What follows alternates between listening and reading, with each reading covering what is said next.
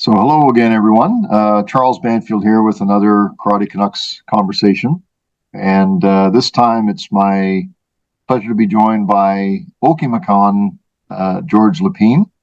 And you'll be hearing that word a lot through this podcast. So a little definition at the beginning. The word Okimakhan is the word for teacher in the Plains-Cree language. So for those of you who know what sensei means, it basically means the same thing, teacher.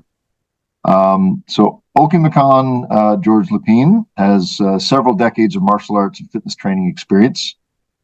At an early age, he learned historical games, hunting, trapping, tactics, and other traditional practices of his Plains-Cree-Michif Indigenous heritage and culture. He's also a direct descendant of Ambroise-Dydime Lepine, who was the Adjutant-General to Louis Riel, and played a prominent role in the Red River Resistance of 1869 to 1870, which led to the entry of the Province of Manitoba into Confederation, for all you history buffs out there. Over the years, he would study several martial arts, including Judo, earning a brown belt, WTF Taekwondo, earning a fifth degree black belt, and Hapkido, earning a sixth degree black belt. Throughout his martial arts and Indigenous knowledge journeys, Okimakhan Lepine has been actively researching Indigenous tactical applications, warfare, and combat practices, as well as the unique physical training approaches that were practiced in his traditional territory long ago.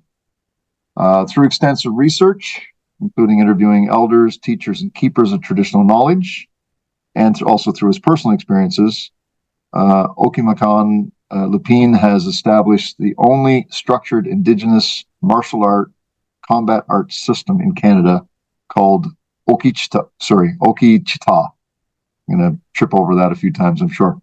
Okichita is specifically based and structured on traditional Northern Plains Indigenous combat techniques and tactics. And this version of this combat system embodies the spirit of the Plains warrior, fighting and warfare applications through the utilization with traditional Indigenous weapons, including the tomahawk, the lance, the gunstock war club, and knife. And all hand, foot, and body mechanics are a reflection of Plains-Cree weaponry and their respective movements. We'll get into that a bit later on. So while based in the Native Canadian Centre of Toronto, Okimakhan Lepine conducts training seminars and workshops at various First Nations communities across North America. He also provides consulting services in the areas of Indigenous combat for various media and academic purposes across Canada. Throughout his life, Okimakhan Lepine has contributed significantly to assisting others, his Indigenous community, and the Government of Canada. He's been awarded several medals of commendation and other awards and endorsements as a result of his contributions to the Indigenous community and to society in general. As well, through his cultural work and dedication to the history and art of Okichita, he's been instrumental in the process of Okichita being officially recognized by the United Nations Educational, Scientific, and Cultural Organization, also known as UNESCO, as a tangible cultural asset. Okimakhan Lepine continues his work for the greater good of the Indigenous community and is supported and endorsed by elders, keepers of traditional knowledge, as well as other leaders throughout North America and globally. So, with all of that, welcome, sir, and thank you very much for agreeing to share your thoughts and experiences with me today on this podcast. Tansei, hello, Kiawa Niji, my friends. Good to see everyone today on this World Wide Web we call our Plains platform today. Excellent. So, really looking forward to this discussion today.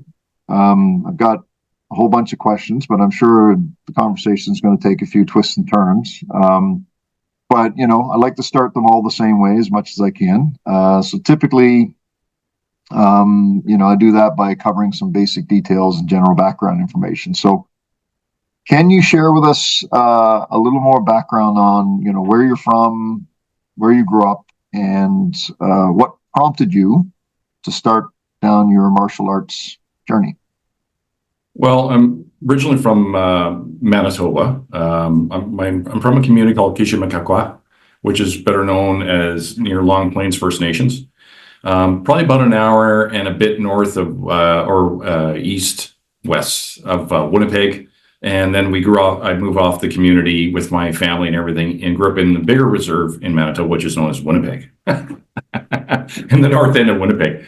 Yeah, so we would go back to the community and back and forth, which is very common for southern Manitoba, for people to be traveling through that whole area from Winnipeg, because Winnipeg is like your center spot, and then a lot of communities just shoot out all from that area there. So it's not uncommon to have communities that are 2-3 hours away that a lot of people are working in Winnipeg and going back and forth. And my father and my mother were doing the same.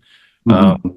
Yeah, so I grew up traditionally doing traditional things and everything at a very young age, but I also did them when I was growing up in the city of Winnipeg. And when you're in Winnipeg, especially at that time, it's years ago now, but it's very, very Indigenous. Like, you bump into people all the time that either you're related to or who's who, and that type of, and particularly in certain pockets of the city, it's quite Indigenous. Very different than where I am now in Toronto. It's just a massive urban mix of everything. Right. Yeah. But so did you want to know a little bit how I got into the whole martial art thing, or? Yes, yeah, please, if you don't mind, yeah, and if you don't mind also sharing, who were your primary instructors and or influences that kind of guided you on that path as well. Okay. Well, you mentioned I started in Judo, and Judo was actually through a family relation. We had some unique mixes in our family too. So we had a Japanese man that actually married one of our Indigenous women in our family. So kind of a unique Japanese and Indigenous mix. That was Master Oi. Master Oi was a very well-known Judo practitioner in the greater Winnipeg area. And he actually taught at one of the high schools I was going to just before high school, so junior high. And so I got into it. I just loved Judo, liked working on the mats. And I would always be showing time, even before the gym. Like nowadays, everything is on in a school. Back back when I was growing up, if that room wasn't being used, the lights were off. And this included the gymnasium. And I still remember I couldn't get to the light panel because they would lock it.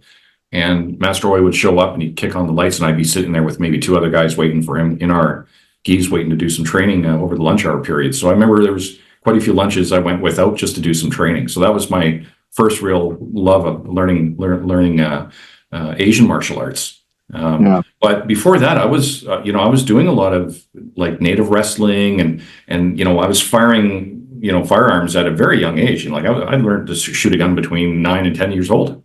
And I was hunting at 11 and 12, 13 years old, easily, switches. And it's quite common, in some communities, outside an urban area. So you mentioned you're from down, out east, and, I've met people out there that were hunting just as young as I was, in some of those communities too, So, I learned a lot of the applications, how to do sighting properly, how to clean a rifle, archery, all these different things. How to use a knife properly. I was gifted a knife when I was a young kid. So very, very different upbringing than you would have in the, you're an average city in Canada, so to speak. And then, mix that with martial arts, but also learning how to strike. And I would get in trouble in Judo a couple of times because some of the things that I would do weren't permitted in Judo, or was, I guess you would say, I don't want to say the word ethical, but maybe not polite. So, jumping up, double leg takedowns, things like that, or when the person, if they're coming in to grab you, Judo, or try to tackle you, you would throw them and then go with them. So you'd land on them to make a really hard impact on them. Like those are strictly native techniques that were done to damage your opponent. And so, I didn't know any better because I was young. And so it was like trying to have the discipline. And that's where the martial arts really helped me in that area. So as I got older, I liked the wrestling part of Judo, but what I really liked was at that time, now I'm dating myself here, is that at that time, martial arts was starting to take this whole new realm on with guys like Chuck Norris and, the ends of Bruce Lee and things like that. And I was fascinated with the kicking, the martial art kicking and everything. So I worked very, very hard on my flexibility and things like that. And then that's what drew me to Taekwondo. And I was in Taekwondo for quite a long time. Trained under Grandmaster K.S. Cho in Manitoba. He eventually moved to British Columbia. His brother took over. Meg's still there. Still has a few schools there. And then I did that for quite a bit of time. And then when I came to Ontario in 1990, I trained under Grandmaster Insuk Pak, who teaches Hapkido. He's since passed away years ago now. But he taught a version of Hapkido known as Taekwondo, which was a very unique version of Hapkido. The application of standard Hapkido is to allow, a lot of it is to allow your opponent to get hold of you, or if they do try to restrain you, to apply the technique. Whereas what I liked about the Taekwondo version is that you intercepted someone grabbing you. So the idea of it was like forcing the person to make that move to grab you. And I really like that application, because a lot of that was taught to me when I was very young in the concept of Okichita, was that shorten the distance quickly so you can defeat that guy faster. And so I was taught that even before starting any formal martial art process. So it just, I'd kind of come full circle. I would say not so much Master Oi, and he was actually related in our family, but I would say that Grandmaster Cho and Grandmaster Pak were both Korean gentlemen, but they were both very, very much supporting me on my discussions and ideas of bringing the concept of Okichita to a modern application. But my concern was bringing it to a greater audience outside of the Indigenous community, because that was always a big issue. And remember that this is happening, all of that was happening to me in the 80s and the early 90s. So it was just basically a different time then than it is right now. So do you mean that there was resistance from within your community to sharing that? Yes, 100%. Okay. Yeah, 100%. So similar to the stories of when the Asian arts came to North America, for instance, it was just for, interesting. Yeah. So then, by the time I got into Hapkido, and I was doing a lot of that, and I excelled very quickly in Hapkido. One, we all know that if we have a master or grandmaster that really likes you, you seem to grade faster. That's one thing I always kind of chuckle about that, right? Either faster or very slower, especially the first start. But also, if you have the passion and the commitment to help, right? And if they see that you're that type of person that is willing to help and participate, they call you, you're there. They need the assistance, you give them a hand, like that type of thing. That's that real concept of being a good student, right? And so, as I got older, I was quite willing to do that all the time, but also I had this drive that I really wanted to bring Okichita to a structured concept. Those structured martial arts systems allowed me to facilitate the structure of Okichita, because that's the challenge that we always had with our own combative system, because the application of it effectively worked from, say, 1867 and earlier, all the way to 1600s. And the application of that martial system, combative system, is done in real combat. There's no tests, like there's no formal promotion processes. There are tests, but they're very hard. They're difficult. They're what we call heyoka, which are kind of cunning. They're tricky to test, your capabilities. But there's nothing where you see in standard martial arts where there'd be a board table standing there, head warriors would be sitting across the top, and they watch you do your techniques and make sure that they're okay. So that was the disconnect that we had. So to make the balance between the both of having the testing and then also ensuring that we're, honoring and embracing our cultural practices, it was always a difficult one. So that's what took us some time. So, we had tactics and techniques that were taught, but basically, how do you put them in a progression where you can't literally go from this type of weapon or this type of tactic to this tactic without knowing that this person could be severely injured, right? So I always have a saying is that just like any other martial art, if you don't have the discipline and understanding the violence that you're learning, then you can get yourself in a lot of trouble. And and so that was the challenge with Okichita, because it is a system that meets force with force. It's hard against hard. It's committed, it's reckless. It's that type of concept. So, the closest other arts that we seem to work well with are combative arts that basically are more of a almost like a special forces style type of combative system. They understand it. When we go to a very traditional system, especially if it's sport oriented, because Okshta is not sport oriented whatsoever. It's a survival based system, and so it's quite different. The closest thing to sport that we have in Okshta would be the throwing arts, maybe, like some of the throwing applications of the weapons or archery or something like that. But other than that, there's really no sports side of it. The games are, but not the actual tactics.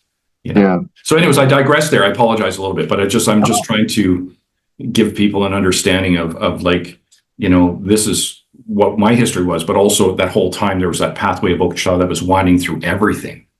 And then finally came to the point where I said, I got to stop all this and focus on what my cultural history and identity tells me that I have to do.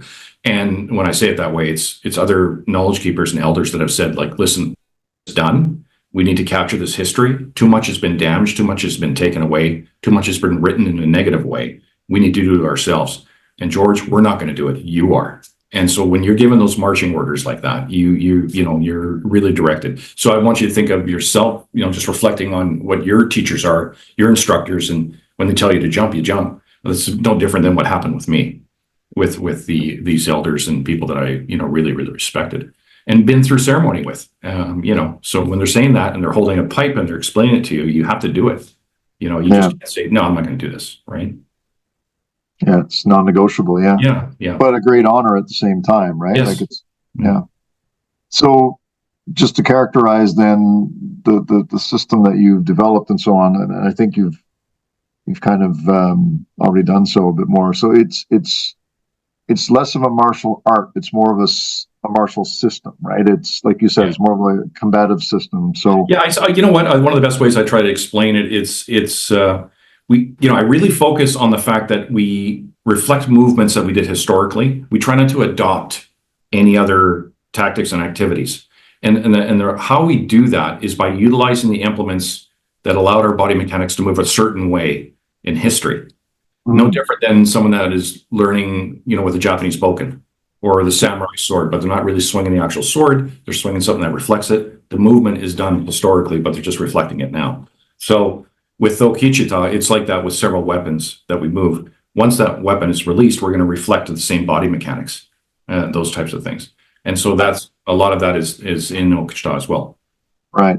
And what about the empty-handed kind of aspect of it? So say, you lose your weapon or whichever, and you are, you're down to just your hands and your feet. And well, one of the great examples is if you're thinking of any type of war club application, right?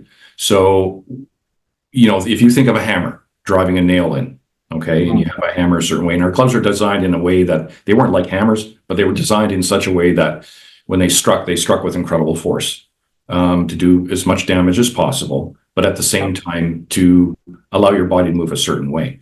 So the best way to think of it is that if you have a hammer, you're trying to drive a nail in, your forearm and your fist goes a certain way.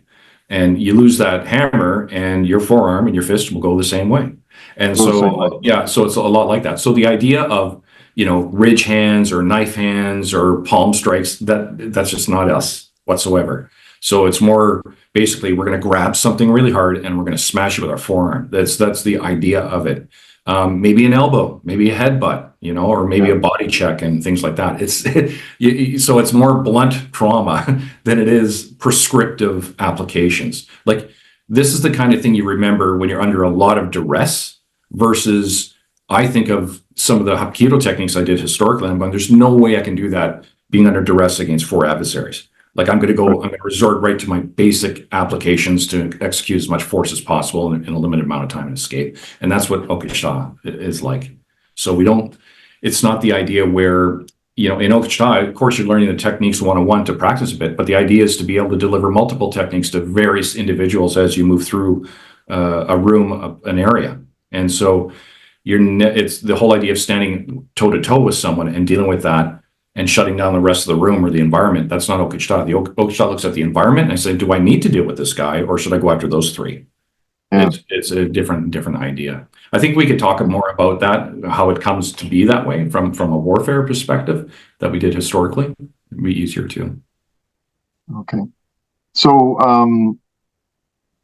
so traditionally then, at what age would this be introduced to, young people within the community and so on? Like you're not, I would assume you're probably, it's a progression, like there's a natural progression, Absolutely. like, maybe you're learning archery at a younger age than you are, learning how to deal with a knife or a war club kind of thing, or the lance as well. So I'm assuming, anyway, I don't want to assume, but at what age traditionally would this be introduced? And I think it would probably culminate, because I think I read somewhere else something about like there's a rite of passage, kind of a stage in life, and that kind of thing. So can you give some context around how it's introduced, at what age, and and maybe counteract that with how it is today? Because I think you have almost like a belt system set up just to very limited, very limited. And one of the reasons for that is it just we thought of reflecting the traditional Plains medicine wheel, which the colors are yellow for east, red for south, white for north, and blue for west. And we were going to do something along that area, but I didn't want to formalize it too much because the concept of the black belt is well known in the martial community. And I just said, we'll just make the end color that. But the biggest challenge is the doorway of the south, which is the doorway of red for us. A lot of struggle, challenge, and difficulty. Passion and danger are in that doorway, and you spend a lot of time there. So the person with that red belt is there for a long time. The white belt is just a short while. Once you learn, a bit of the system a little bit, you slide into the southern doorway, and you're there for quite some time. And then the northern doorways is basically, you're at the point now where you're starting to learn those warrior concepts, those applications. The application of how vicious some of these techniques can be. You're there, but we're all trying to get to that western doorway, which is the doorway of knowledge, kindness, all these different things. And so it's very similar to other martial arts with the grading, but we literally only have 3-4 belts, I would say. It's not that much. Yeah. You just hold on to it a long time. That's all. Yeah. So at what age then would people, like, traditionally? Yeah. So if you're talking tradition, Charles, so historically, a lot of boys wouldn't be interested into any type of concepts of Okichita. Now that word comes from the word of the Plains known as Okichitatawak, which Okichitatawak means people of worthy men that are worthy, individuals that have been identified within the community to be able to be introduced into that application, that circle. So the Okichitatawak I always tell young men, I said, when you hear about the Okichitatawak, Nehewak, which is the term in warrior, I said these individuals were, back in the day where boys would look at them just like they were amazed with these dudes. I said the look was the same look you see on a kid's face nowadays when you see a Lamborghini. I said that's what they thought of these guys, and they were known for their effectiveness in battle, but also the way they gave back to the community. They gave all their possessions away, and they were just basically for the community to support everything. So for them to move into that, they would have to pass the rites of passage anywhere between the ages of 11 and 13 years old. And that's that at that time. Now, it's very different now because the 13-year-old now or the 12-year-old now hasn't had the experience of helping cut up a buffalo. They haven't had the experience of pull out the lungs out of a buffalo. They haven't had the experience of learning how to cut off the bottom of the feet and make bison glue, with the hoofs and stuff like that. They haven't experienced any of that. So the children and the youth of yesterday during traditional cultures experienced a lot of graphic things by the time they reach the ages of 11 and 14 years old. And so at that time, by the time they start hitting 14, 15 years old, they're already being looked at and accepted within a war party on the rear side, but not on the front side, in the rear side for applications, assisting, all these different things to see if that they've mentored enough to start moving into the war applications. So by this time, they're already pretty good with archery. They're already pretty good with the lance. They're not really learning war club and those types of vicious tactics yet, but they're going to start learning from these individuals of these worthy men. They're going to start learning those things. So How do you do that nowadays? You have to push that envelope probably another 4 to 5 years, because basically understanding the concept of Okichita, you have to have, the youth has to have the discipline to understand what they're learning right now is quite aggressive, and you're just not kicking and punching. You know, nothing against other martial arts, but it's not a class that's filled up with 40 kids and you're kicking and punching for an hour and then you're gone at the end of the day. Okichita is about culture, practices, tactics, learning different ceremonial activities, doing tactics on the land, the physical attributes, emotions, all those different things. And you got to go through the whole cycle of that medicine wheel, just like any other person. So that usually can start early teen, mid-teens, I would say. Mid-teens. Okay. Mm-hmm. Interesting. Yeah. So, and this would just be for, like, historically, traditionally, this would be just for young men. Would there be any, you know, for female, would there be female warrior training or anything like that? Usually from the Plains side, usually, and within the territory that I'm from, historically, any women that became warriors were as a result of an application of they've been killed and they've been asked, okay, that they could join the war council, the war party at that time. So they may go into that for a period of time, and then they could return to their regular life afterwards. So it was young girls were never brought in at that age. They had a whole other set of responsibilities. And so these are even some teachings that our own community has a lot of challenges with, is that there was distinct roles for men and women, boys and girls, very distinct roles. And those roles were mentored by people in the community that were, you know, assisting them with the learning and the teachings that were applied there. Women had a huge amount of responsibility. The women basically had an incredible amount of power. I don't care what anyone says about the warrior. The warrior is basically a tool of that community. Mm-hmm. The power was held by the women. The women, this is what we try to explain to our communities a lot of times now, is a lot of it's been lost because of colonialism, but the women held the power in the Cree community. The women owned the lodge, the teepee, or wig, for lack of a better term, all the pottery, all the furs, all the cutlery, everything inside there, all the meat. Children would stay with her. Everything was her responsibility. The warrior basically owned his steed, only one horse. So if the family had three, he only had one. Anything that he could put on the horse and on his saddle was his. Everything else belonged to the woman. So at the point of contact, you know, Western society had a lot of trouble accepting this, that the women held the power in the community, whereas in European concept was that the men held the power in the community. Yeah. And it was the monetary power. And so it's very, very different in the Indigenous side. So I always tell people is that before we'd ever go into any type of war application or move into enemy territory, or we'd have to bring something to another community and we'd have to go through enemy territory, we would always have to sit down with a women's council to get approval. Yeah. And this is a hard thing for Western society to understand. And we actually had to do that. And I'm pretty sure my ancestors were going, oh, really? We have to talk to her again? You know, but I mean, it just, they have a lot of responsibility of children, keeping the camp, survival, all these different things, right? And so the women held a lot of authority and power in those communities. So unlike how films would reflect that the warriors said, I'm going to war and jump on their steed and take off against the enemy, that didn't really happen. That's a lot of misconception of that. It's almost like the Greek tradition of consulting the oracle before going off the battle. And the oracle was always a woman, you know. Oh, okay. Or a young woman or whichever. But yeah. So then if a war party went off to battle or off to, you know, do something, a raid or whichever, would there be warriors that would stay behind and kind of protect the homestead? There would be. Yeah. Okay. Yeah. There'd be other individuals. And contrary to what some people think, it wouldn't be warriors that weren't as good. It could be sometimes the best warriors that could stay behind because they were limited numbers. It could be other warriors that stay behind but could still fight. They may have been injured from a previous conflict or, you know, that type of thing. Or those warriors may be injured and sick and want to go on to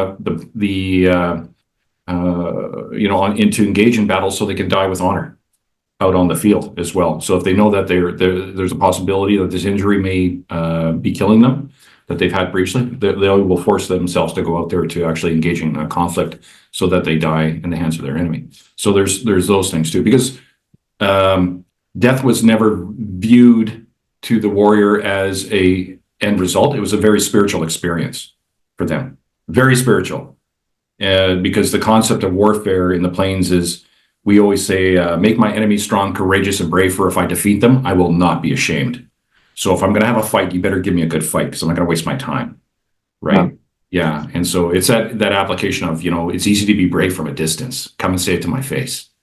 And that's the idea of it, Yeah. That seems almost universal, right? Like across various disparate cultures. So the Norse culture was like that, you die in battle, you go to Valhalla, Yeah.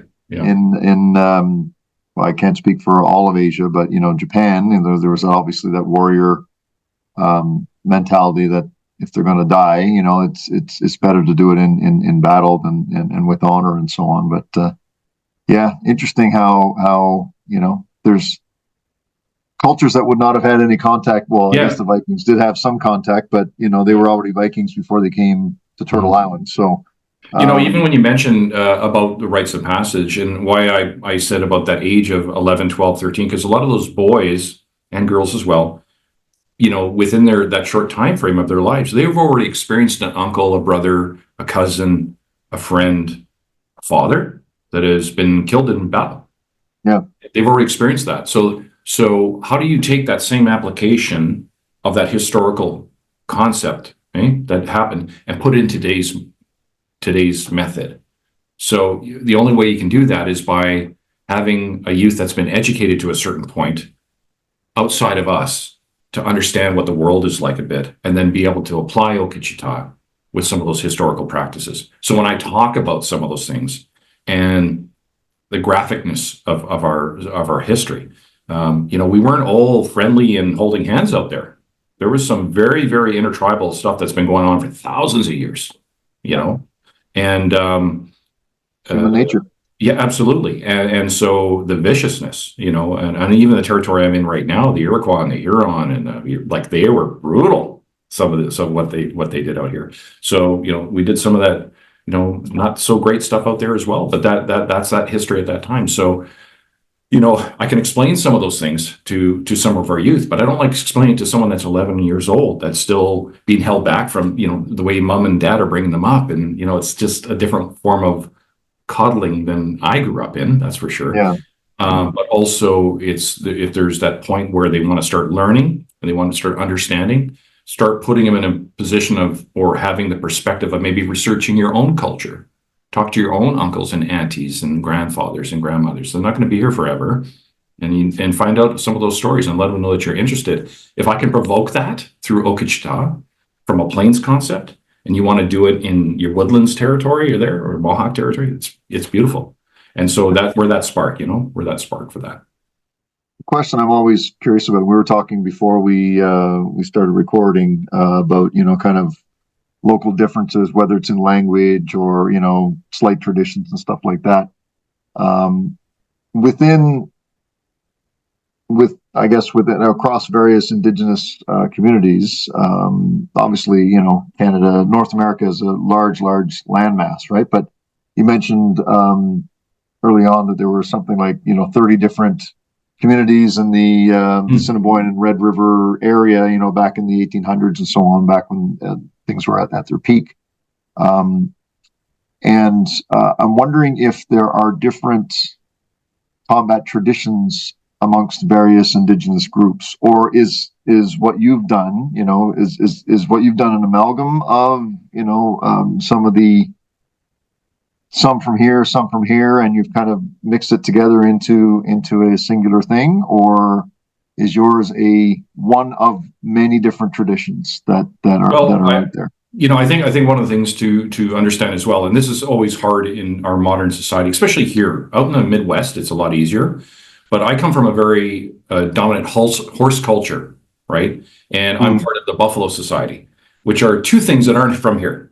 And so it's our cultures were very associated with the horse, what it was capable of, how we actually conducted ourselves on battle engagements with horse, how we hunted our prey was done certain ways and things of that nature.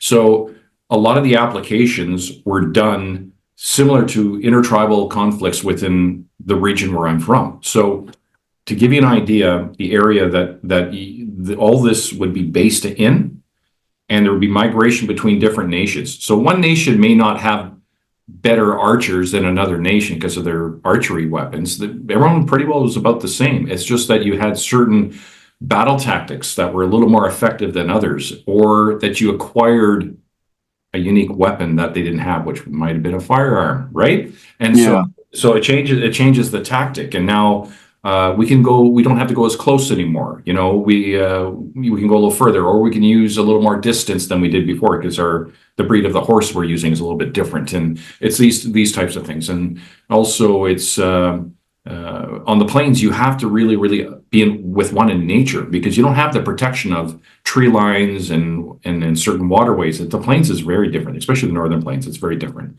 And so the area that you'd be looking at, if you looked at a map right now of North America, the area that the tactics and applications would work effectively from would be southern Manitoba into just not even quite into the edge of Ontario. Like, it's just, we wouldn't even hit that, because once it got too wooded, we start dealing with a different nation that we could trade with, but we're not going to have a conflict with. Yeah. Down into a little bit of Minnesota, the edge of Minnesota, down into the Dakotas.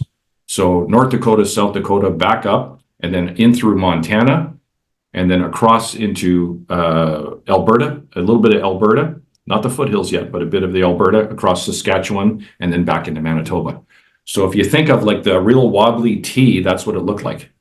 That area there. So these applications and conflicts were all, and once you started moving into a different area, then cultural practices started changing. There's certain things. So a great example of that, the ghost dance, right? Sundance and everything aren't from here, right? But we have community members that participate in Sundance that, might be within the Greater Toronto area, or they might even be in Quebec. But that dance is not from there. That dance is from the plains, right? And it's the area of the plains. It's no different than where you'll see a teepee, in downtown Toronto, and they say, "Oh, it's so Indigenous." That does not exist here. It never did exist here. That exists from out in the West. And so what's happening is even our own cultures, our communities, have brought in other identifiers with specific Indigenous applications where they're from, into an urban center. It confuses everyone. So it's a lot like that. It happens. So what I'm getting at is that if I say that would I have a different if I was on horseback and I met someone that would say from Apache or Apache descent or Cheyenne, yeah, I'm not used to their tactics. I'm not used to this ground either. I don't know what I'm doing. I'm like, should we go up to those hills there and look down through those valleys? I have no clue. Yeah. No different than if they came to our area and they said, "Oh my God, I'm a sitting target out here in the middle of nowhere. You can see a dog run away for 3 weeks here," right? It's very different, but we know how to fight in it. So so it's just, hoping that's understanding the type of application, why we're there. So, it brings me to this point of counting coup. We have a Cree word known as pakama. Pakama is the application of counting coup. The concept of counting coup was only done in the plains. It wasn't done anywhere else in North America and South America. The only place it was done was in the Central Plains, Northern Central Plains. And that's an area where it's the most aggressive form of tag you can imagine. And basically, once we started hitting about, I would say you're looking at a time around, probably 1748, and then right up to the late 1800s. This application of counting coup was done through intertribal conflict, not to necessarily kill an enemy, but to show that you had no fear of them. You'd walk right up, touch them, and then walk away or ride away on your horse with the greatest chance of getting an arrow or shot in the back. And if you escaped unscathed and you were witnessed by your community, you would be awarded this specific type of feather that would indicate what you just did. And those nations within that area all share the same style of feather. So you could actually look over and saying, "That's a bad SOB right over there. Look what's on his lance." And he'd hang those feathers on there, or he'd have them in his hair and things like that. So that's very distinct to that area. So that's part of the cultural stuff that I'll teach as well, okay? Understanding it. And so when the guys you're learning these feather applications, and then you put them all out in front of them, and you're saying, someone like Sitting Bull or someone like Red Cloud, these guys, they had like 50 of these, these types of feathers. So you're just It's just a different concept, right? It's Yeah, it's no different than the medals on our soldiers now. That's I was exactly. just going to say, similar to that. Yeah, similar kind of, yeah, um, representative kind of, Yeah. interesting. Yeah.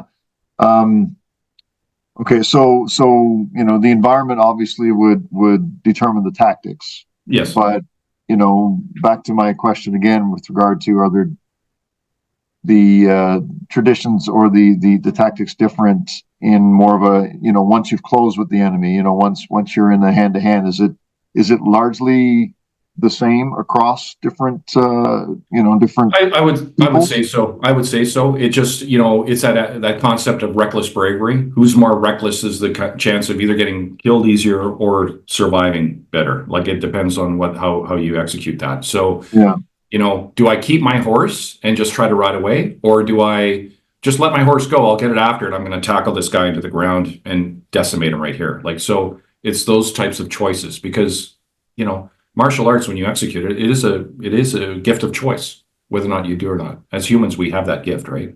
And so the application of these things, sometimes they're quite aggressive. So don't execute them unless you understand what the repercussions are. There's a great chance there. So we didn't really think of safety so much back in the day, but also we didn't just arbitrarily, if you think of, if you go on the other side of the planet, the Zulus, for example, when the British were engaging with them, and you saw they would just send waves and waves of Zulu warriors to determine their fire capability and also the distance of what their firearms could do. And they yeah, understand those lines, but they sacrificed their warriors to determine that. yeah, We wouldn't do the same. So even though if they show in film where we're very reckless, we come in and we'll just go do these types of things, we don't care about getting shot. We weren't like that. We're very, very yeah, careful because you never wanted to go back to the community and explain that you were doing that. And also the other thing too is you want to make sure that you have enough to be able to go again if you had to.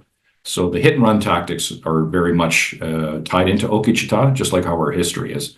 A lot of those applications were the same way. But again, horse culture is like that. Horse culture is very, very much like that. Very much like a very aggressive game of tag. You hit and run, you come and then you relocate, turn around, go find something that can hide you. You pop back out again, you smash it again, you hit right over. So take the horse away and do that on foot. That changes the application. So mhm, would a ring work in Okachita? Not necessarily, but all the stands and, the hallway in the back and the parking lot, that's fine. We can understand that. But that closed ring where we have a role-based concept, that's not Okachita.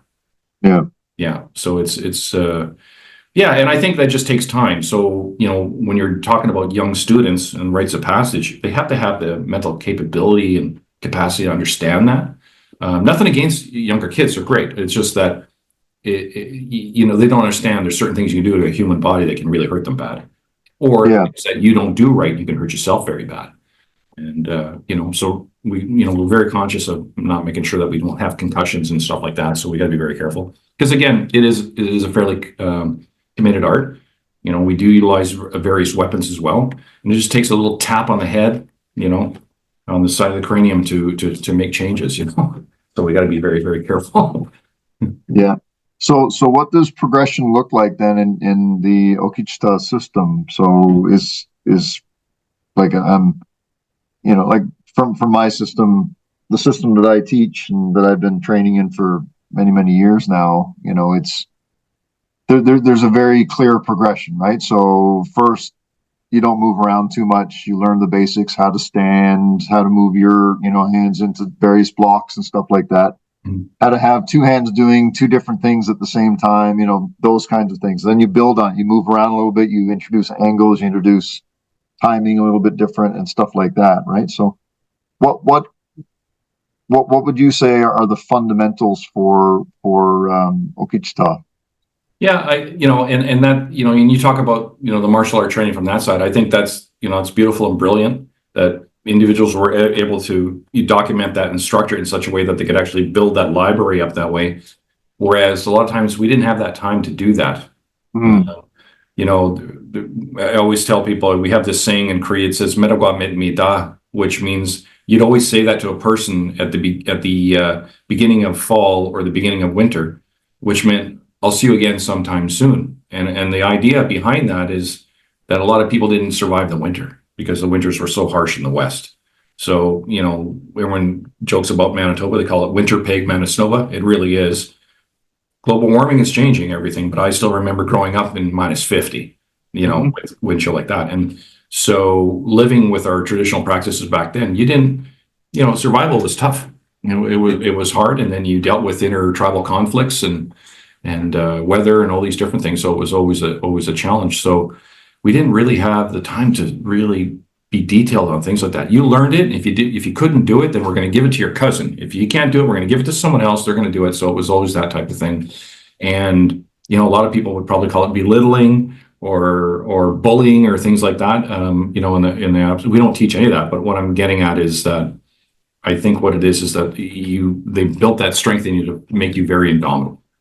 To be able to overcome things like that. So nowadays, though, in the more modernized, I guess, format that you're teaching it, do you have it kind of codified or progressed, well, in a more and the other thing too is that do you find, let me ask you this, do you find in a lot of Asian martial arts is that the weapon applications come later down the road as you're training in the system? The ones that I have trained, yes. Yeah. And so Okichita is different that way. Whereas the idea of the weapons and the applications, the implements are introduced early system to effectively really, really understand the body mechanics and the physicality of the application. So if I pose to you, and I do this with workshops too, is that if I pose 4 weapons in front of you, and one would be what we call chukakwan, which is the lance, the battle lance. Next one would be chukunakinas, which is the tomahawk.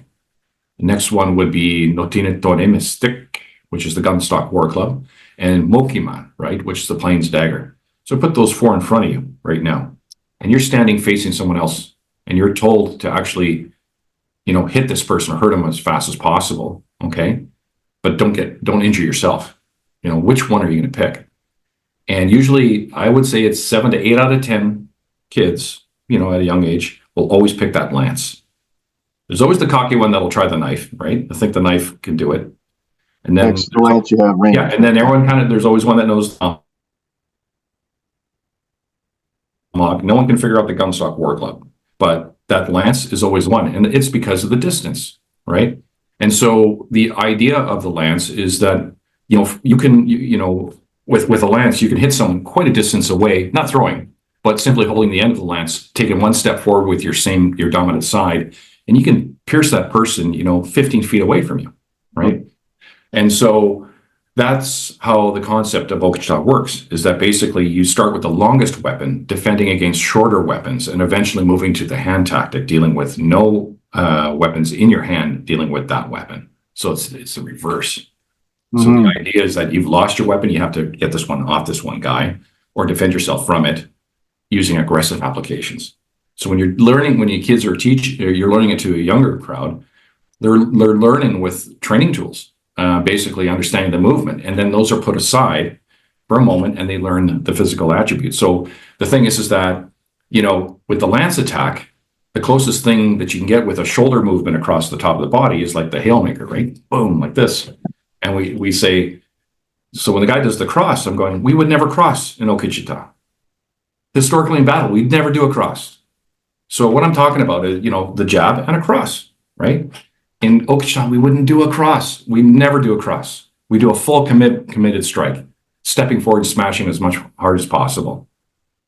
It's a committed system. So a big lunging strike, then, yeah. Yes, always. And whether it's a 2-pound tomahawk in your hand or a 1-pound plains dagger, you're still going to move. That leg is not going to stay behind you. There's no way that leg could stay behind you. You swing that, there's no way.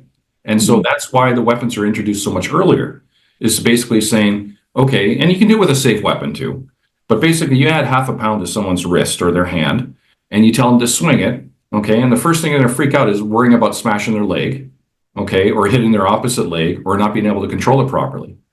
And so you tell them to stand there and try to think about chopping a piece of wood with their right leg back and their left leg forward, chopping it with the right hand only. And they just look at you like, this is really gross. It feels disgusting. And it is, because technically For you to get that power, you need to step forward with that right leg and follow through with that right hand.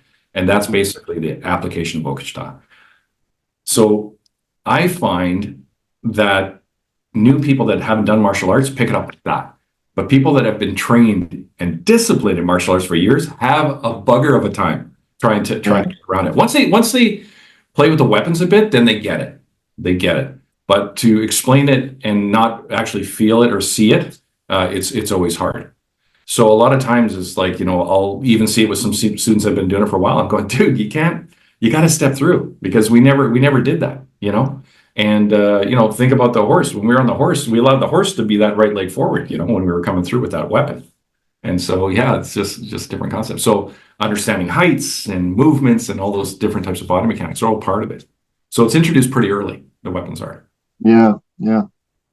So speaking of the weapons, you know, I think most people are somewhat familiar with, you know, knives and tomahawks and, you know, even lances and so on. But the Gunstock War Club, probably the least known. I can remember the first time that I had ever seen it represented anywhere. It was in the, I guess, the climactic scene in the Last of the Mohicans. And I have a family involvement in that whole film. Oh, you do? Okay, yeah. But I was looking at this weapon. I was like, what the heck is this? And anyway, can you describe it? Or if you have one there, I'm not sure. Could you show it and talk about how it's used and how it was developed? Well, I don't want to break anything. I have an eagle staff behind me and some other stuff, so I don't want to bust anything in here whipping it around, but I can. No, of course. Yeah. I can show you. But your traditional Gunstock War Club would look like this. And so you basically have your handle down here. This is made out of Manitoba hornbeam. It's very heavy. It's very, very, very heavy wood. Grows by water, so the density of it is very thick. So I'm holding this right now. It's probably about 2 pounds. It's quite heavy. Then it would come down just shaped in this format. You'd have your following edge, your leading edge, and then obviously your sikun. We call this a spike or blade. So it'd be like a training blade. Back in the day, we would use different types of bone on things like this for that. But once steel got introduced, again, you know, with Okichita, we kind of look at a time from contact. You know, that's because that's about the best I can do as far as getting really accurate information from people. Because anything before that was very, very almost, you know, kind of like prehistoric type of applications, you know, some stone and everything. Absolutely. Yep. But we have to move forward. And so the idea of a lot of the methods and things like that were tactics that were used by these types of implements. So this will give you an idea of the style of it. Now it actually this history comes from a weapon that can only discharge one round, right? Which was what we call a musket, right? So when you look at standard musket, okay, this one would be era of 1812, okay?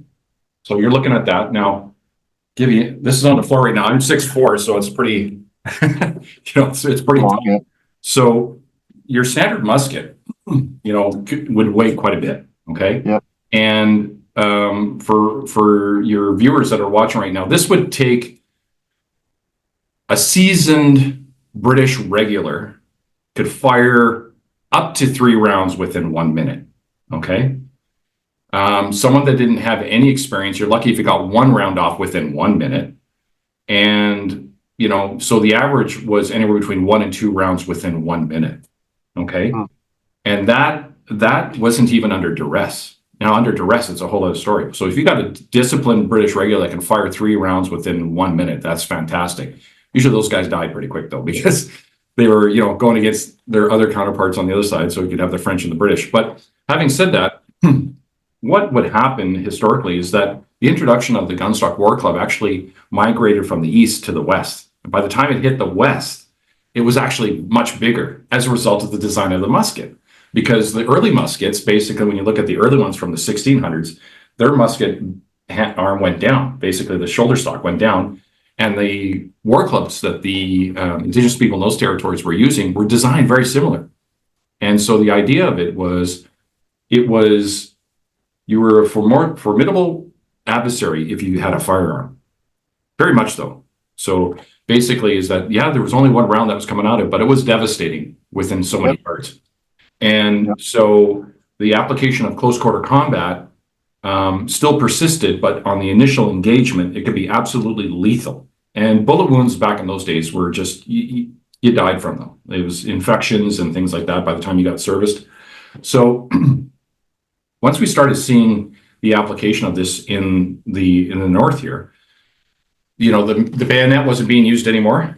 Because what was happening, the rounds would get discharged, and then there would be a surge of warriors coming in, and they'd have to turn the musket around to use as a battling club to hit their enemy.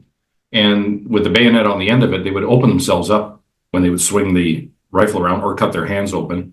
So that stopped happening in North America. So that's where the Gunstock Club originated. And the reflection of it is very, very similar to your musket, right? So if you have your musket here, and then you have your Gunstock War Club, right next to it, you can start seeing how similar they are. And one of the unique things, the stories that one of the old ones told me out west, I love this story, was that one of the reasons why our gunstocks were also so great was that it did something that no other weapon did, was that it would intimidate a firearm. And so a lot of times when the warriors would carry it, they would carry it across their bodies like this, and they would lay a short battle lance across the thing here and then sit on the horses like this. So they looked like they were holding firearms. So a lot of times they wouldn't approach them because they knew if they got too close, they could discharge a round at them on horseback, which is another 6 or 8 feet off the ground, and accurately hit their adversary. So they didn't come near them. So there was kind of a cool thing. But what we've done now is, this is your old historical method. So how do you train with that? You can't smash it and everything else like that because it damages it, but also getting hit with hornbeam, even if you're holding something else, like if you were holding a hockey stick and I struck this with a hockey stick, I'd blow your hands up because just the power that comes down the shaft of that stick would be a lot. So now we go to a polypropylene, you see? So this is a 54 or 58 carbon steel blade that's in that. This has been tacked to reflect a little bit of our history, but this is made out of polypropylene, and the lengths are almost identical.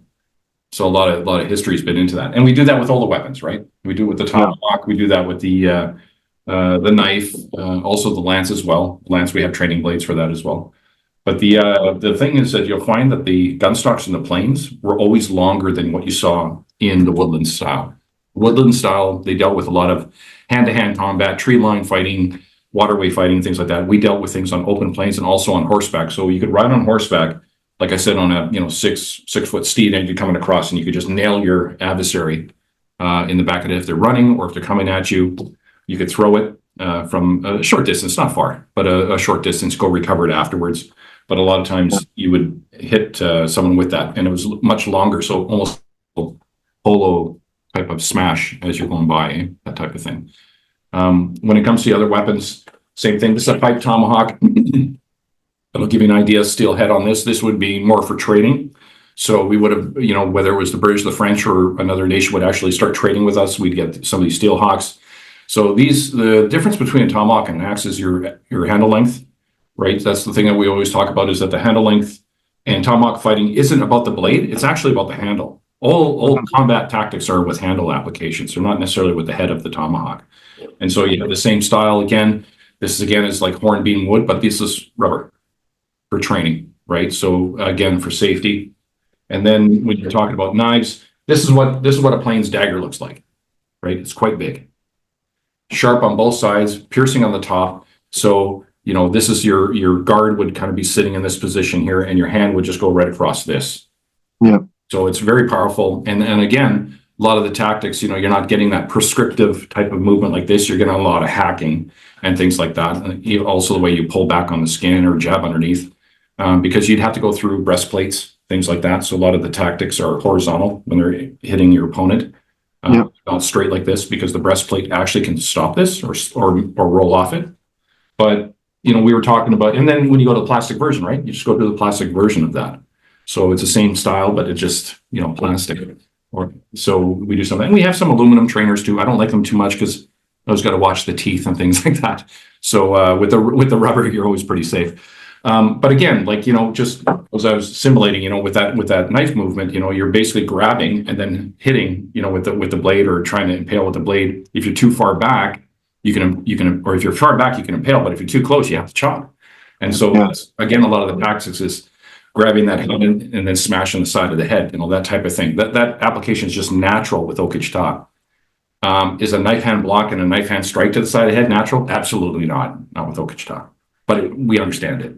So, Yeah. yeah. The mechanics are very similar. Yeah. Yeah. So, I just want to touch on lances a little bit, is that the lance for us was a very unique thing because there was a battle lance that was always about one lance head taller than you. So the lance was about, just above you.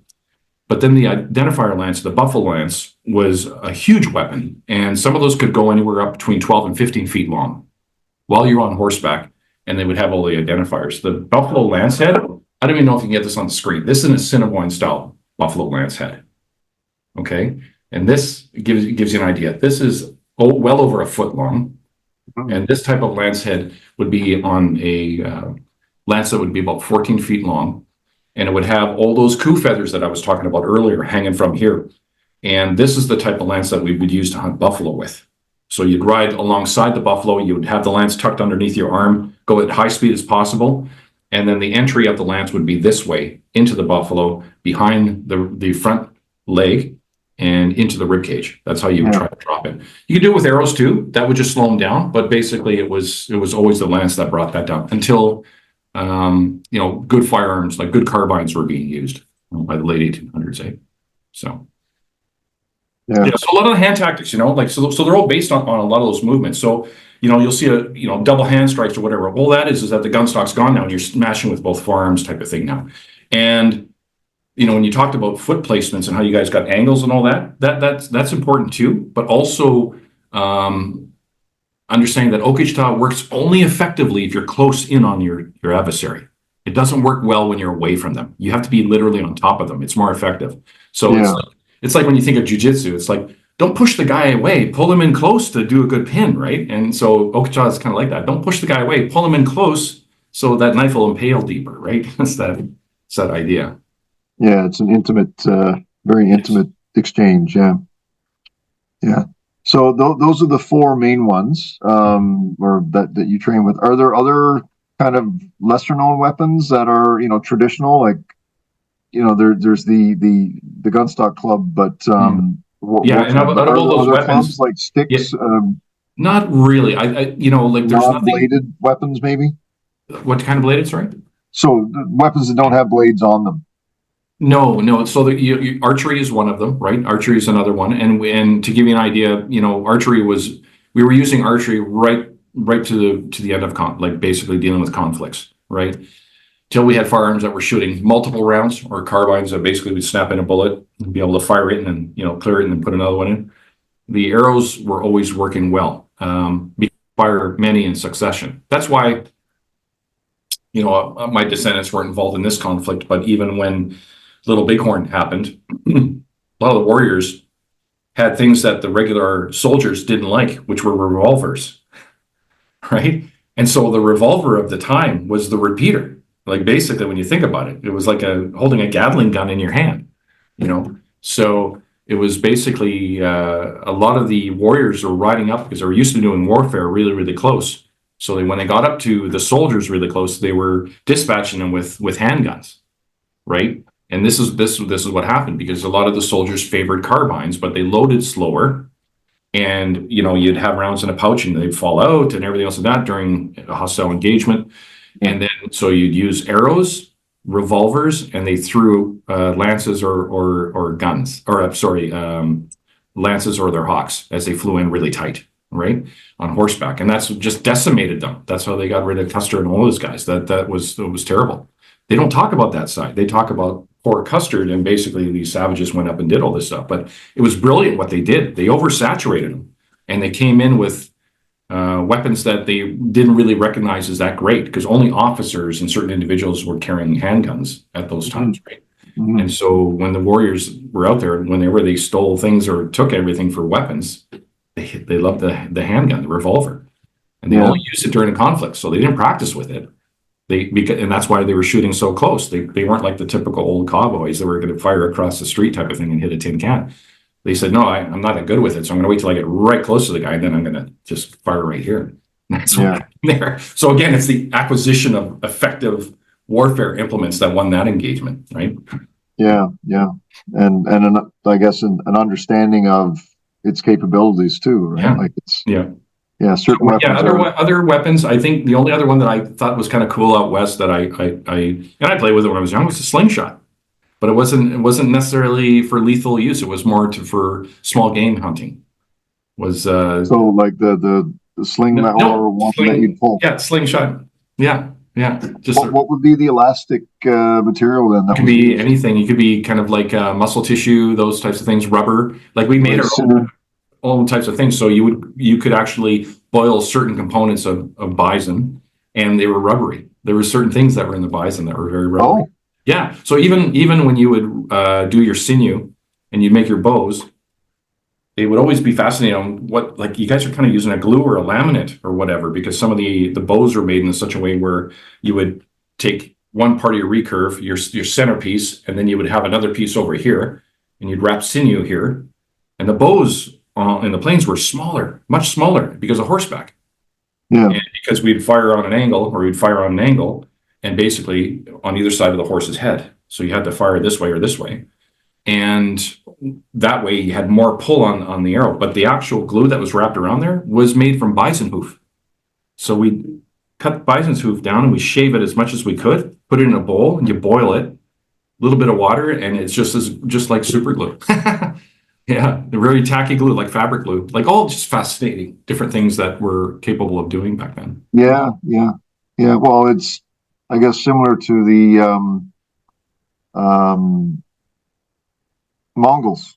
The bows that the Mongols had were like They had the real big curve on them, didn't they? That kind of. they did well. Yeah, I guess some did, but like again, they were in the steppes. So similarly, like the hit and run kind of tactics that you're talking about being on the plains, right? But the bows, and they were horseback, warriors by and large, and yeah, but the bows were composite, right? So you'd put different materials together, or you'd have the same material but layers of it, and then put Yep. together with some kind of resin, and Yeah. yeah. So Yeah, and the other it's thing that was unique in the plains there that I should mention to honor our past and our ancestors is that it was the use of medicine shields and war shields. So everyone's very familiar with war shields, but hardly anyone's familiar with medicine shields. And this is where I talk about the spirituality of the warrior. And okay. so medicine shields were, if you think of a bison, got my little guy here. Okay, if you think of a bison here, the material that we would get off the bison to make the war shield was on the hump on the top or from the chest. And so those pieces of the animal were reserved for the use of warriors to make war shields. Now, the war shield was made in that area and it was laminated. So there's quite a process that was built on that. If anyone wants to reach out to me, I actually do a course on that type of thing as well. But so there's quite a process that's built on that. So it's kind of like, again, you talk about laminate, where it's made that way. Originally, before the introduction of horses widely on the plains, the shield was made about maybe just a little more than half the size of a man, and shaped very similar to the shields that you'd see in the Zulus that they had, where that shape was almost kind of like that. Yeah. And it was to guard the body, so the lance was there, and that's the way some of the fighting was done historically. When the horse was widely introduced, it changed everything in warfare. The shield went from this large thing down to something no wider than maybe 20 to 30 inches. That's it. And basically, it was used as a deflection tool of other arrows that would be coming to them. So they would actually time it in such a way that they could actually deflect the arrow away from them. And the Assiniboine had a fantastic thing. What they would do is they would deflect the arrows in such a way that they would actually knock them back down to the ground, and they would go back and grab them and use them back at the enemy. Yeah, they did stuff like that. The other thing they did was they had a certain strap on their war shields so that when they would attack the enemy, and as they passed them, they would smack their war shield so it would spin around on their back and give them additional body armor on the back. So when the guys would fire at them, it hit the shield on the back, it wouldn't go through them. So there's different things like that. Now, the medicine shield was a spiritual process. It wasn't built in the same, laminate capacity at all. It was more like a willow hoop and then deer skin that was put over it. And there was different dreams and different spiritual things that were painted onto the shield that were interpreted by the medicine man or the elders in the community that gave that spiritual power. So these things were held in such high esteem and dealt with in such a special way that they had a lot of spiritual power to them. And they would actually be sitting on the chest side of the horse. And as before a warrior would go into battle, and this is the Northern Plains style, they would actually have the shield covered and literally pull the cover off the shield so that the enemy could see it and know what they were dealing with. So on the shield, they can indicate that they had the power of the sun. They had, thunder beings that were protecting them, that they died before and they came back to fight you. Like all these different things could be interpreted onto that shield, and your enemy would see that. These shields were always sunned, what we call sunning. So they were put in the western side of the lodge so that the sun would sit on them all day till sunset. So they make sure that they're sunning the shield all the time so that it's absorbing the power of the sun. So there's a very spiritual application in a lot of our implements.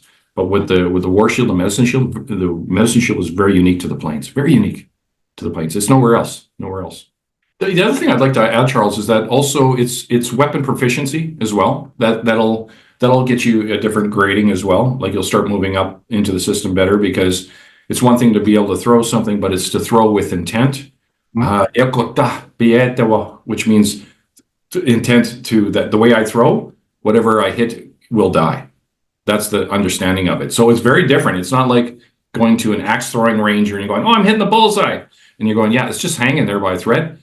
The difference is that I didn't hit the bullseye, but it's in the target and it's actually halfway through the target. That means more to us. So it's the what we call combat distances and things like that. Those are all anywhere between 5 and 15 feet, nothing more, right? So, I hold records in massive throws that I've done, 106 feet and things like that, they're just for fun. But in combat, I'd never do something like that. The idea is that, everything is in close quarter combat, and basically is to throw, run past, deal with something else, come back, recover the implement and carry on. So it's very, very, close quarter. So the movies had a lot of jokes about stuff like that, where we're doing, 50-foot throws and hitting the guy in the throat this way, and he falls out of the tree. And no, man, maybe with an arrow or something like that, but it's just some of that. So the proficiency of throwing a tomahawk, throwing a knife, archery is important. And the hardest weapon to throw is the gunstock war club, because the tolerance is limited. So, with a knife, if I take a knife and you're learning how to throw a knife, the knife can go in anywhere, this is your target area. It can go from here, almost 90 degrees to it, all the way to the bottom and still stick in pretty good. We're looking at this range here when you're throwing. Tomahawk is the same thing. So when you're hitting with a tomahawk, ideally, you're trying to hit with your following edge in this position, but let's be realistic. You can actually land at 90 degrees, and this not hitting the target. Sometimes you could even hit the target. You can still go in.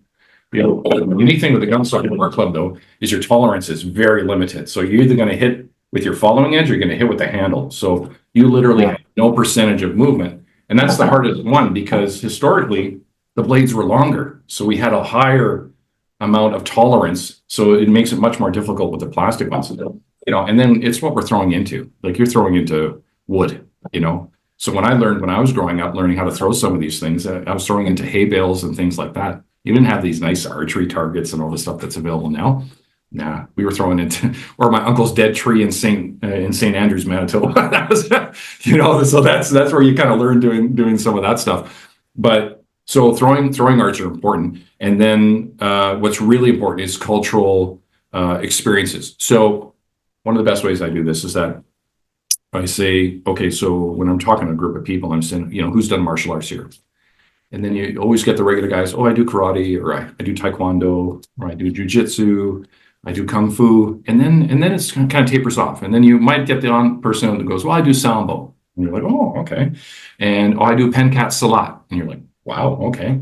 I do, Muay Thai, or then I never hear things like Takal Matura, these are from Australia or New Zealand, indigenous martial arts, right?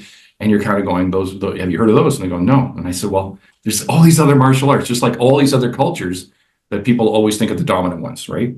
In our hemisphere, we talk a lot about the United States, right? And so it's just basically how we, have all these different cultures. So I said, when you're learning a martial art, so you're learning Taekwondo, you're learning Korean culture, you're learning karate, you're learning Japanese culture, it's associated with the language. I said, Okichita is no different. You're learning Plains culture, you're learning the language, you're learning the cultural applications.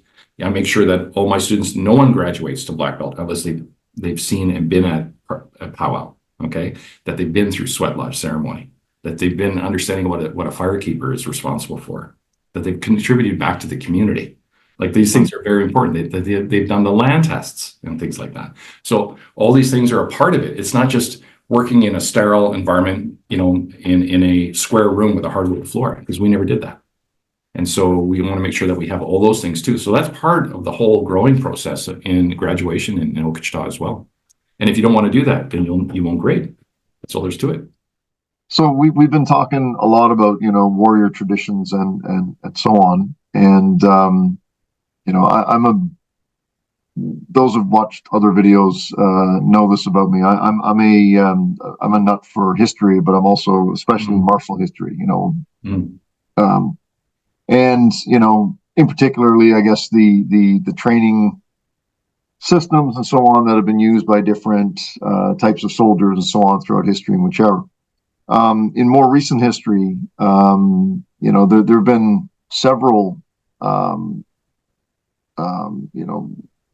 Canadian soldiers of Indigenous descent that have been renowned, like internationally renowned, as these incredible warriors. Tommy Prince is probably amongst the best known.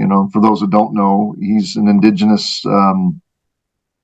He's passed away several years ago, but he's an Indigenous soldier and statesman of I think it's the Broken Head Ojibwe Nation. Who, among other things, became the most decorated soldier that served in the 1st Special Service Force, or the Devil's Brigade. And he's also one of Canada's most decorated Indigenous soldiers. Not the most, but he's one of the most, right? Absolutely amazing military man. And he served in both the Second World War and in Korea. And there should be Hollywood movies made about his incredible life. Just not just about his wartime exploits, but the person that he was, right? There are several others. Dallas Alexander is probably a more recent one. He's a record-setting sniper. He's of Métis heritage.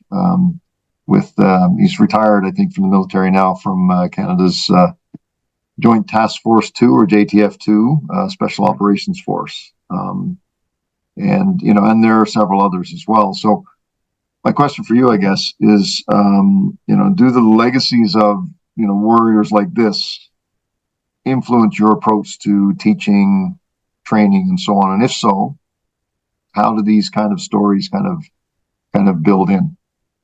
Well, one of my best mentors is my Uncle Vern, who was, with the U.S. Airborne as well, Korean War.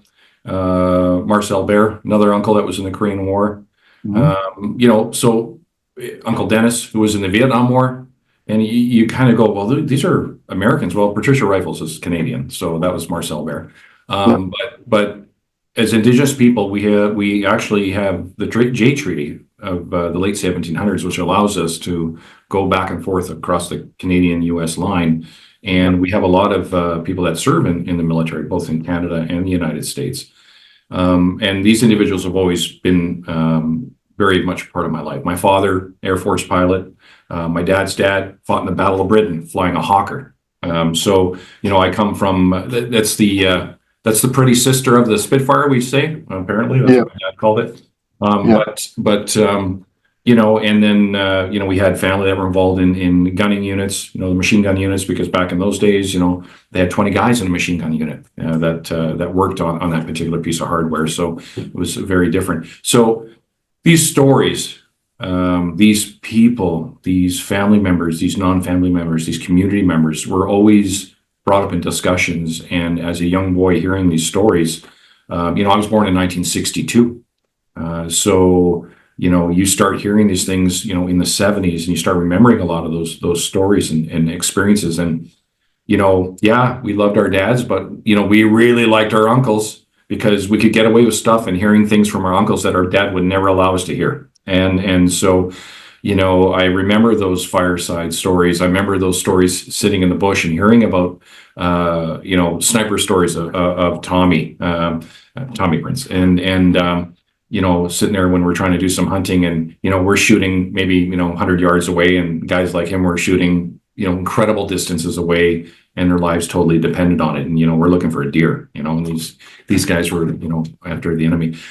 I want to say that we hold our warriors and peacekeepers, and we use the term Okimakhan, which in my language means those who watch over us. Those who watch over us. And the idea of understanding that is that whether they're here or they're in the afterlife, they're still watching over us. And so we hold them in very, very high regard.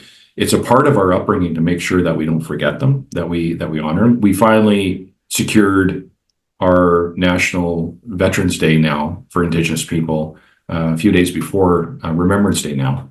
That was recognized. We actually started that whole thing in Winnipeg, of all places, and we got that recognized now. So these individuals are brought up. I discuss them even when we're having any classes. Of November 11th, we talk about it greatly. We talk about it during National Peacekeeping Day. We talk about it when we lose one of our community members. We talk about it at powwows. So this is something that's unique at our powwows too, is that if you ever go to a powwow and you see the flag holders at the beginning of the powwow and they're walking up, those are usually veterans that are holding that. They're individuals that are serving or previously served. We hold them in very high regard. The entire community will stand up and recognize these individuals for their sacrifice, not almost physically, but also mentally and emotionally. And they had to leave their communities. And a lot of that, back in the time of the First and Second World War, and maybe even a little bit of the Korean War, but it was just some of the difficulties and problems they had when they came back. So yes, they were warriors, but we think that they're greater warriors because of all the challenges that they had even when they came back from those conflicts. Yeah, it's just they're always held in very high regard, and those stories aren't forgotten, Charles. We talk about it continuously. So in the training that you're doing, You got it right. Okichita. Geez, yeah. Sorry, it's a little bit later there. My tongue is starting to get a little bit slow. Or as they say in Korea, when we were overseas doing demonstrations, we thought they kept saying a kitchen towel because their accent's so strong. So we go a kitchen towel, and we always go going what? So it was the accent, but it's Okichita. Yeah. So in the lessons, I guess where I'm going with this is, do these stories, are they imparted into the lessons that you're delivering to your students? And also remember that a lot of, it's starting to become a little bit more common knowledge now and recognition is that a lot of the special forces tactics, even regular military tactics, are based on a lot of Indigenous practices. So things that we call fox walk and all these different types of things, camouflage and all these applications, we were doing this for hundreds of years, right? And so the way we would stalk our prey, we did the same thing how we stalked our enemy, right? Or how we avoided them. So it's all these different applications using the environment and all these different things. It's still being done today. Just the difference is that they said it's armed forces that are doing it. Where do you think they understood that? Think of is it Roy Rogers? Who is the Queen's York Rangers? I think there were some of the individuals that actually used the tactics of Indigenous people they were going after, and that's actually how they caught some of these guys. So they're I don't know. It's got to do with the Queen's York militia or whatever. But these guys they changed their uniforms to conceal themselves a little bit better than the redcoats and all that other stuff. So it's just adoption of these practices. So why I mention that is because there's some of these things that I teach on the land that are direct reflections of how we actually would do these types of tactics to walk up or be quiet or silent in tree lines. Here's another great example. I'll give you a teaching here is one of the reed tests that we do. There's a unique reed that's in Manitoba that actually grows right around the perimeter of certain rivers. A lot of times when we would avoid enemy, if we were outnumbered and we maybe were not on horseback, we would use the waterways to do it because the grade would go down to the waterway and we could conceal ourselves proceeding through certain territory. But if we could come across any enemy, what we would do is we would cut a reed and go into the water. And the idea of the reed test that I've adopted into Okichita is that I use just something that's plastic now, right? Just because, we reuse these types of things. But the idea of the reed test was always one warrior that would remain outside the water, okay? And everyone would listen for him and know whether or not he was injured or not. But he was the individual that actually would tap on the reeds to allow the other warriors to come up. And so that test, and that would mean that the enemy had passed by and that you can come out of the water now. The idea is you go underwater, you're not trying to go deep or anything, just enough to get your nose and your face and everything past it. You would breathe through that reed, and only when the scout would actually tap your reed, you were allowed to come out. And so when I do that test, sometimes I do it for 2 minutes, 3 minutes, 5 minutes, depends on who these individuals are. And then not until I tap your reed that you can come out. And you don't come out, out of the water. You come out very quietly and comfortably. Mm-hmm. So those are tests that we've adopted from our historical practices into Okichita, right? And so it's just like the Nipi run is another one. One of the ways that we'd identify certain warriors in the community that had the capability of pursuing something without thinking about themselves was the Nipi test. The Nipi test, how we do it now, is that we use a small bowl of water. And a small bowl of water is a certain amount in there, and you put it into your mouth. You hold it in your mouth, and you have to go through an obstacle course, come back and spit the same amount into that bowl of water. If it's lower, you have to do the test again. Now, that's the nice way of doing it. Historically, is that if it was below that, you weren't going with us. You weren't going with us. You had to stay here. You weren't going to be a part of this war party. You weren't going to work with us or anything until you pass that back home. You're not coming on this war party. So that's the way it was done back then. So it's very strict. So we adopt some of those practices as well. Fallen warrior carriers, basically using a hill, regardless of the weather, all right? And your partner has passed on, and basically you carry that person like a fireman's carry. You get him to the top of that hill, and then you have to go back down and recover each one of his implements and bring it back up and lay it on a blanket on top of him. So all these are part of what we did historically, but we just adopted them into the training of Okichita. And that can be done in any season. It can be cold as hell, raining, hot, doesn't matter.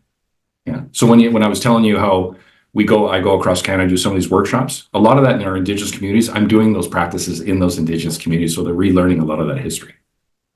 Yeah. Yeah. Really cool. So it's more than just well, I guess it's all part of the system. I was going to say it's more than just the system, like the combatives. It's an overall fitness and yeah. And then that cultural component, tactics, right? Yeah, and that cultural component, like I said, so when you're learning another martial art, you're learning a bit of that cultural side. Mm-hmm. With Okichita, we have to get you on the land, so you learn a bit of that cultural side. If looking back on all your experiences and from the martial arts perspective and combat system perspective and so on, if you could do it all over again, is there anything that you would have done differently or that you would do differently? Or maybe another way to answer it is there anything that you know now that you wish that you knew about sooner? I think the biggest one for me, Charles, is that I wish I spent more time with the individuals that I learned a lot of this from, and a little bit from before they moved on to the spirit world, right? And you don't have the foresight of that when you're younger.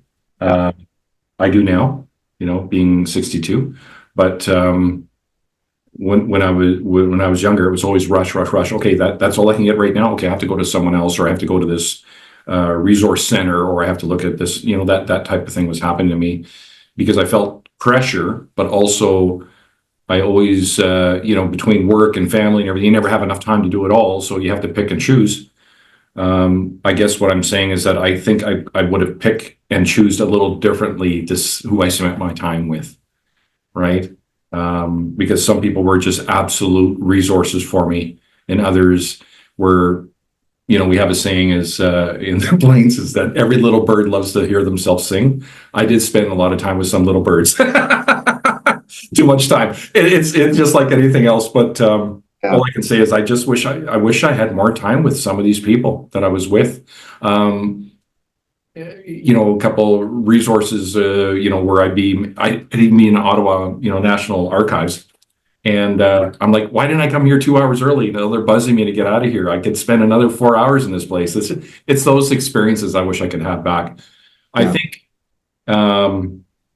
especially with a lot of family that have passed away, I'm like one of the last guys that's basically understands this whole structure.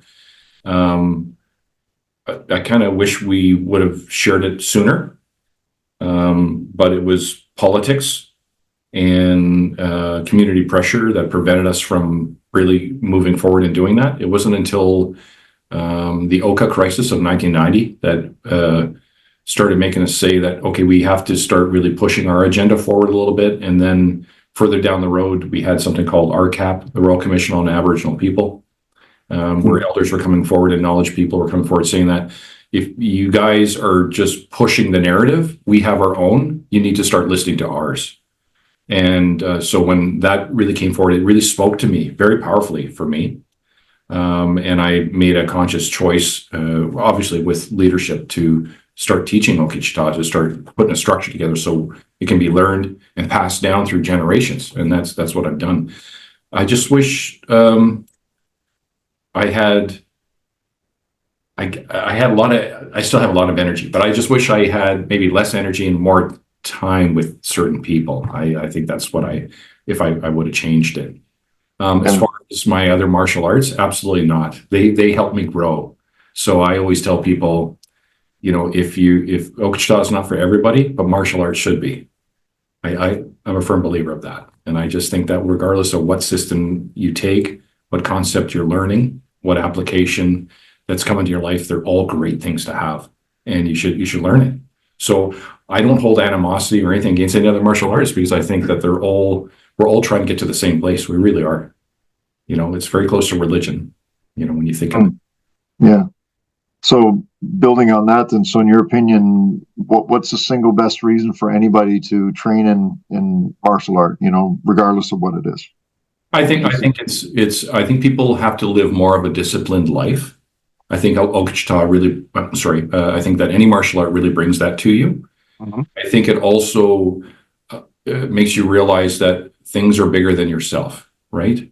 And that you will always learn from someone else. You will never know everything, right? And so these teachers that are out there that are, putting their lives aside to help you learn a martial art is a fantastic gift. And I think it's very, very important. But I do believe that the best gift of martial art, with the exception of physical fitness and friendship and group settings and a thing to do and focus, people talk about focus and confidence and things like that. That's great. Other things can do that too, right? But what martial arts really does, it just helps you design your own personal discipline on life. And I think it's a really, really important thing. Every way you carry yourself, it's very important. Yeah. So, what would you say, or do you have actually a proudest martial arts combatives related moment or achievement, or a most prominent eureka moment? I think UNESCO was a big one for us. I think that was really big. And I'll tell you why, is because the United Nations for the Rights of Indigenous Peoples was not recognized by Canada for many years. And everyone thought that Canada would recognize, but the Canadian government did not recognize it for many years. So when this was brought about in the mid to early 2000s, United States said absolutely not. Australia was looking at it very favorably. New Zealand was, and a lot of these countries were. Certain countries in South America were saying no as well, but no one expected Canada to say no at that time. And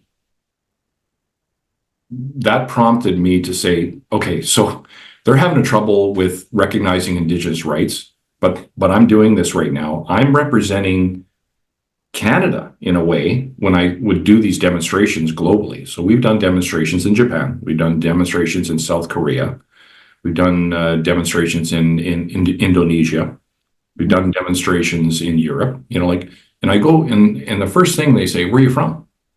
And if I say, I go, "Oh, I'm from Kishkijik," and get out Taiwan, like that. And they'd be like, "What?" "Oh, I'm from, Long Plains First Nations Treaty 1. "Where?"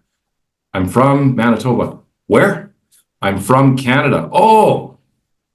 And what I'm getting at is that I would always be more or less an ambassador for Canada as an Indigenous person.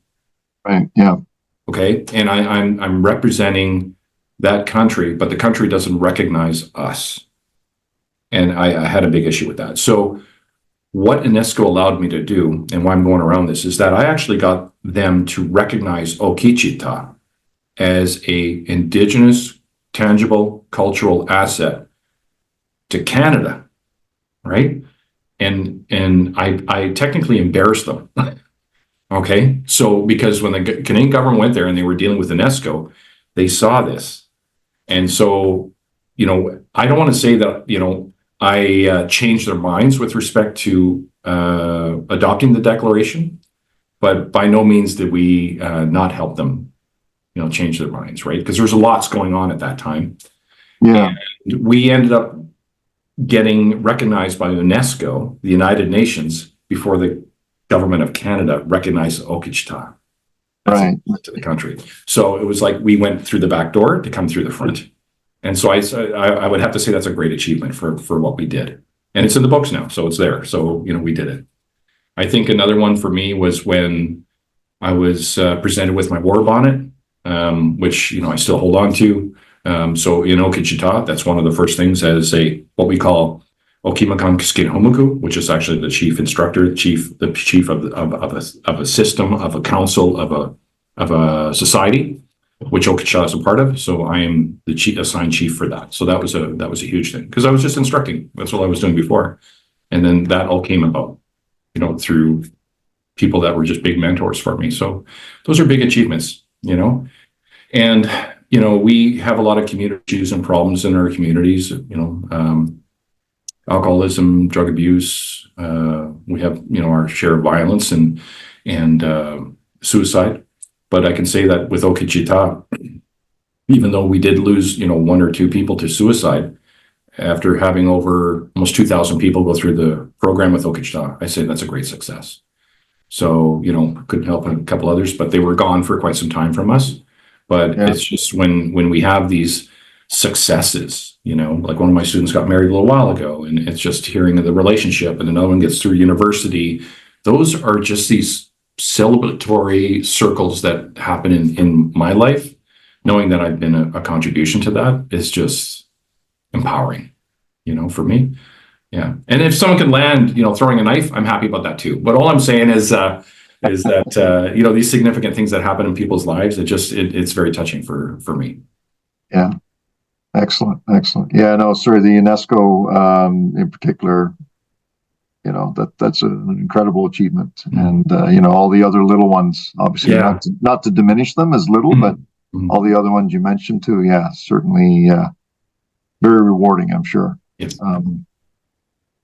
So a couple more questions here, I guess, before we kind of conclude this up. Do you have a favorite technique or concept, or maybe the better way to say it is, do you have a most important concept, if you will, for your approach to the system that you've developed and you teach?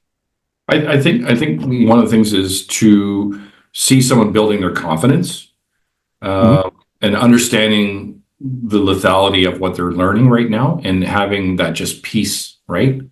So it's like, don't make me get out of this chair sort of thing that your dads would say to you, right? It's just, it's that thing. When I look at different applications, there's certain techniques that I really like in Okichita, that are quite effective, and they're very close quarter, and hands-on, but they're committed techniques. And maybe that's why I like them, is because you hopefully never have to execute them.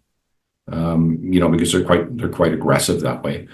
But like when I trained on Saturday, it was just like, people always ask, like, every class is almost different what you do. And I go, well, it's because I rely on the creator. I don't, I kind of just say whatever happens that day. So one day you might start out with medicine balls just to warm up, and then, you might be doing some lance work or hand to hand or some wrestling or learning your roles again. And so it's always changing all the time. So on Saturday, we went into, just wrist grabs and then counters with knives and then, we had certain things set up where you're actually learning how to cut properly. And so offensive, defensive, it's always changing all the time. And this is what I hear back from a lot of my students or people that participate. They just go, it's always different, And I just kind of throw in, like, one of my old coaches used to say to me, yeah, but are you sore when you leave here? And you go, yeah, okay, then I did my job, But I think it's something to look forward to. Hey, you know what? You've been training a long time as well, and there's days where you're going, oh, do I have to go today? But I always say that the worst workout and the worst training you ever had is the one you never did. Like that's the way I live, you know. Do you have a favorite quote that relates to either your martial arts experience or just to life in general that you like to kind of think about, keep in the back of your mind? Yeah, I always think of very famous quote by Sitting Bull. Sitting Bull that was talking about the whole concept of warriorship, and he said that the warrior is not one who fights, you know, not an individual that wants to kill or do these types of things. Basically, a warrior is the one that will protect the elderly, protect the children, the women, and anyone else in the community that needs it, and will give away all their possessions to ensure that that cause happens. And the possessions could be life, Yep. gifts, items, whatever. And you know, this is coming from a warrior that was very, very tough guy. Lived some time in Canada for a while too, when he was running away from the U.S. cavalry. You know, with my ancestors out west. Oh, really? Yeah, but I do like, you know, the quote that we use from the Assiniboine, where it says, and I mentioned earlier, is that we say, "Make my enemy strong, courageous, and brave. For if I defeat them, I will not be ashamed." And Yeah. that's what I try to teach our students as well. You know, it's very, very important. And you know, the other one I used earlier was, you know, it's easy to be brave from a distance. And the idea is understanding that I try to teach students this in the application of cyberbullying and things like that. And I said, you know, that's what they're doing. They're brave right now because they're distanced from you. It's easy to be a keyboard warrior. It's another thing to Keyboard say. warriors, yeah. Yeah, you know, in front of your face, right? Yeah. So a lot of our historical teachings and applications, I like a lot of those different quotes. They come to me periodically when I remember them. And then I like sharing them with the class. Also, what I do is that if it's a certain day or a certain period, it could have been a battle engagement. Like I did one on Barber Lake a little while ago where my ancestors fought the Sioux in 1854. And I will talk about that and how we won that battle. And how we only lost 2 warriors and they lost almost 600, you know. And so, you know, I'll talk about certain things that we did and tactics that we did and what we tried before we actually got into that on certain dates of the year, right? So whether it's something like a hanging of Louis Riel, right? The hanging of Wandering Spirit, right? The War of 1812, the Fenian raids in 1874, like all these different things. I talk about these different things because a lot of the dates, I've not noted them down through the years, and I refer to my journal to bring those up if I'm teaching a class. There and abouts. So a while ago, National Day of Reconciliation. Talk to students about that, you know, and just understand what those things are.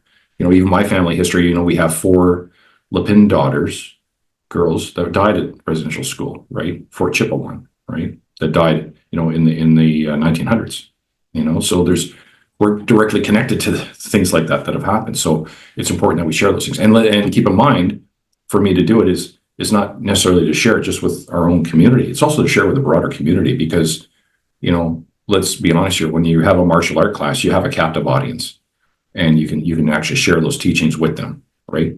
So not everything has to be negative. A lot of stuff can be positive as well. Some of the things that we did, but I think it's really important to share those stories for significance. Yeah. Yeah. There's always a lesson. Very similar. Always. Yeah. Yeah. Oh, excellent. Well, we've very quickly burned up a lot of time here. You know, fascinating, you know, speaking with you and, you know, hearing about not only your own experiences, but, you know, aspects of your culture and what kind of brought the Okichita, you know, to light and well, to fruition, I should say. You know, so again, thank you very, very much for agreeing to participate on this podcast. Before we sign off, is there anything you want to add that we haven't covered, like where people can find you or learn about what you do? Yeah, well, you can always check through okichita.com, right? We're on there at that website. We're at the Native Canadian Center, Toronto. We've had a couple locations, but they're kind of more program based, and a lot of them are on reserve. So we have some instructors that have moved back to their communities and teach the program to a certain level. Then I'll kind of parachute in once in a while, not literally, but I'll come into the community and help with land tests or promotions, or do a specialized workshop with them if they want to work on a certain implement and things like that. Yep. so we do some of those things, but everything that I run is usually out of the Native Canadian Center in Toronto here. And so they're located at Bloor and Spadina. So if you're in the city and you're using the subway system, it's very close to that. And we have a good, the big class that we like is the Saturdays class, which is a 2-hour intensive kind of a workshop every Saturday, that we kind of do that there. The pandemic affected everybody, right? We were running 4 classes a week.